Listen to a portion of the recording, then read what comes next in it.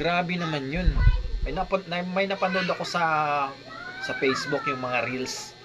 May babae umihi para lang daw siya mag-viral. Aba, nakakahiya naman yung ganun, girls. Wag yung gagawin yun. Nakakahiya. Kitang-kita yung pepe mo ron, naiihi ka. Tsaka ano, talagang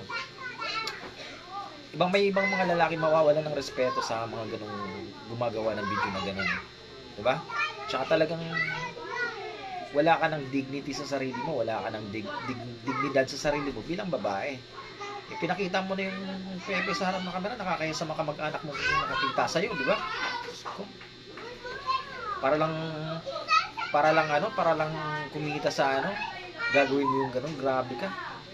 Ano na yun, hindi na normal yun. Hayaan mo na lang na ano, hayaan mo lang na mag-monetize ka, hintayin mo na lang kung kailan, gumawa ka lang ng gumawa ng mga video, wag lang yung ganun, nakakaya yung ganun. Wala lang.